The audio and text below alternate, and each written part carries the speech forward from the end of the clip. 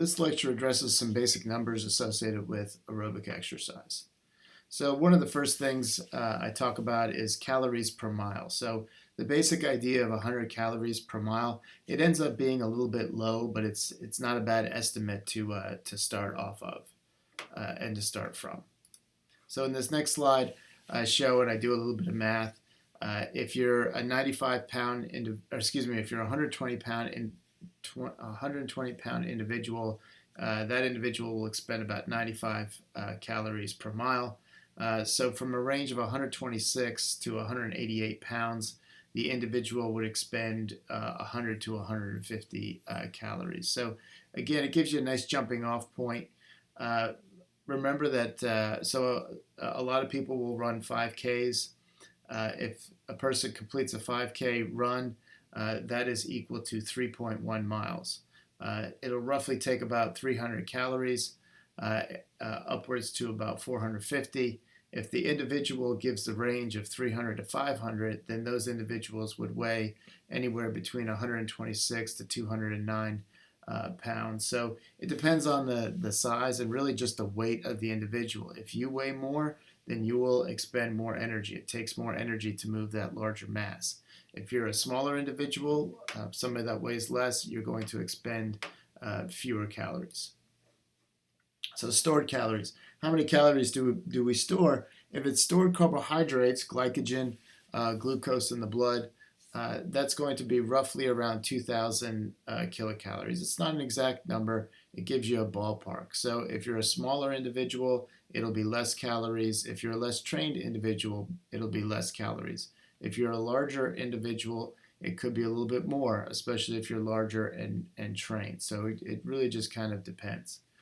So the stored carbohydrates can be limited and are limited in the individual. However, the amount of stored fat in the individual is essentially limitless. So I give the example 183 pounds. It used to be what I weighed. I weigh a little bit more now, probably 186, 187. I used to be around 18% body fat. I might be a little bit more than that now. So that's around 33 pounds of fat. 33 pounds of fat and 3,500 calories per pound of fat would yield an amount of stored fat of over 115,000 calories of stored fat. So it's basically limitless. For a woman or for an individual, that's 120 pounds, 18% body fat. So for a woman to be 18% body fat, she'd be very lean. She carries around 21.6 pounds of fat, and she would have over 75,000 calories of stored fat. So basically for anyone, the amount of stored fat that you have is essentially limitless. We can use protein as a source during exercise, especially long duration, higher intensity exercise. But for the most part, we do not use protein, and we don't address protein as a stored calorie source. And then creatine can be used during exercise, especially burst type of activity, resistance exercise, or sprinting. However, the amount of creatine that's stored in the body is extremely low, basically seconds worth of activity. So for the short sprint, you'll use it. For a burst of resistance exercise, you'll use it, but otherwise you're not really using creatine as an energy source. So some causes of fatigue. There's various reasons for fatigue during aerobic exercise. The most common reason for fatigue during aerobic exercise is lactic acid / lactate buildup. We use those terms interchangeably. We create lactic acid, but lactic acid is quickly buffered and turned into a salt called lactate. So those terms are typically used interchangeably. It cannot be cleared fast enough, so we build up the levels of lactate. And when it builds up in the muscles, it impairs muscle contraction. So that's the biggest cause of discomfort and fatigue. You can also have dehydration, loss of fluids, and especially electrolytes, salts, sodium in particular. There's also something that's not listed here, but neurologic fatigue. Neurologic fatigue is also associated with cramping. We're not exactly sure what causes cramping. Usually it's associated with dehydration, but it also seems to be associated with some level of neurologic fatigue as well. So, just getting tired. The last reason is what's called hitting the wall. So it's running out of carbohydrates.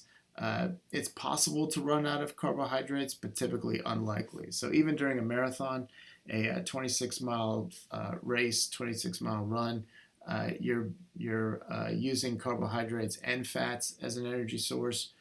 So the chances that you actually run out of carbohydrates is fairly low. Plus, most people will eat some sort of goo or power gel or whatever. So they're consuming some carbohydrates during the event. People typically do not run out of carbohydrates during those types of events. Now, if somebody's doing an Ironman triathlon or an eco challenge, then things like running out of carbohydrates can and is more likely to happen. So use logic and things that you know for a lot of the things that you do. So how many calories did I just expend? Relate the events to something you are familiar with. In previous years, I had individuals exercise at 60 and 80% of their VO2 reserve. I like that lab because it gave you a point of reference for what 60 and 80% of your VO2 reserve felt like, as well as you had an idea of how many calories you expended with that amount of activity. Some things to consider: what is your weight, what is your fitness level, the intensity of the activity, and what is the mode of the activity. And use some basic information that you know. So 300 to 500 calories is a reasonable amount of calories to expend for 30 minutes of activity. If there's a significant deviation up or down, is that rationale reasonable? Are you looking at somebody that's heavy, that's very fit? If you have somebody that's heavy and very fit, they can expend a lot of calories. If it's a smaller individual, they'll be expending less. So if somebody says they can expend 1,000 calories in an hour, I was able to do that back in the day, weighing 180 pounds, being able to run over 7 miles an hour, which is not particularly fast. It's decent, but it's not super fast. I was able to expend that many calories. If somebody says they're expending 1,500 calories in an hour, that is a very, very high amount. Again, if it's a very tall, large individual that has a high level of fitness, it may be possible, but the chances are fairly low that it's a reasonable number. So unreasonable and questionable. Some statements that are unreasonable or should be qualified. So ask questions if you see something like this. So some statements I have here is expending 2,000 calories in 45 minutes. That's just plain impossible. An individual running a mile in under 5 minutes. Well, what does that person look like? Are they a runner? Are they an elite level runner? Do they look like an elite level runner? Did they run in high school? And if they ran in high school, what kind of times and speeds did they run at in high school? Asking these sorts of questions will help you get an idea of whether or not that is a reasonable statement or not. I can run for 10 miles in 90 minutes and expend 1,500 calories. That's fairly reasonable. Male runner running at speeds of 6.7 miles per hour, that's also reasonable. You'd expect the individual to be a little bit heavier to really get to that 1,500 calories, but yeah, that generally works together. 500 calories in 15 minutes versus 500 calories in 50 minutes. To expend that in 15 minutes is unlikely. For it to take 50 minutes, that's not unusual, especially for lower fitness individuals, as well as definitely individuals that are not that heavy. So that number makes sense. So some VO2 values, what's normal, what's not normal. So super elite is in the 80s for men, low 80s, low 70s for women. Male runners typically have VO2s in the 50s, low 60s. Women, it's going to be more so in the 40s and 50s. And this is due to testosterone and the men having more muscle mass. So there's plenty of women that have higher VO2s than men. I've been beaten by plenty of women. But the VO2s, if all things are equal, will be higher for men comparatively to women. So if you have an elite man, his VO2 will most likely be higher than the VO2 of an elite woman. Low VO2s associated with increased risk of chronic disease. 35 in some studies, 35 for men and 30 for women. So we definitely want the VO2 to be higher. That corresponds to for the men being able to run a 10-minute mile, and for women to be able to run a 12-minute mile. And basically make sure you maintain your VO2 throughout a lifetime and you'll be fine. Typically VO2 will go down as you age.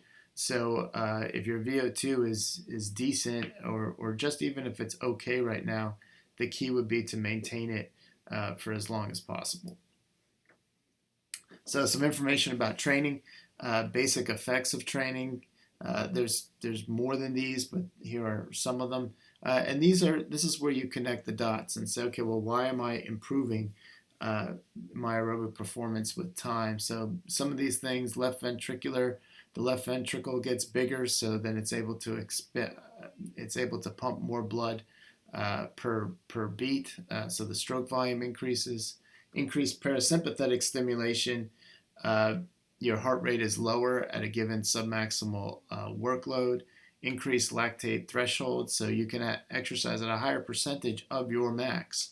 So a higher VO2 would mean that your maximal capacity increases, and that's typically due to increased size and number of mitochondria, increased enzymes associated with metabolism. But then the increased lactate threshold says, okay, whatever the VO2 is, you're actually able to exercise at a higher percentage of that VO2. Both those things will come into play with training and performance. Some other things: increased capillary density, increased blood flow to the muscles. Your muscles get more oxygen. You can perform aerobic exercise better. Increased insulin sensitivity.